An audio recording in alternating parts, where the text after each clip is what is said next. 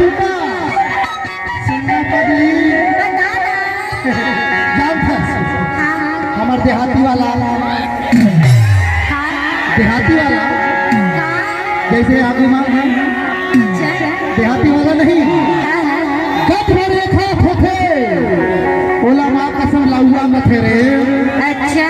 और माँ कसम जानते एक हाथ के होते ना 1 किलो के होते ना एक बीता के होते ना और कौन हर मुठे ना हमारे होते थे माँ कसम घर में तो एक मुट्ठी होते थे। अच्छा है ना बोला ना हाई ब्रेक वाले लौकी कैसे रे पगली। अच्छा अच्छा अभी सुनना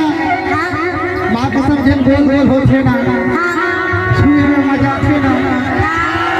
गोल गोल होते ना छुए में भारी मजा थे ना माँ कसम गोल गोल होते ना दू ठे होते ना अरे दू ठे होते ना अरे वही लगे तू माँ कैसे रे पगली। ये नावा है छानी भरला तू माँ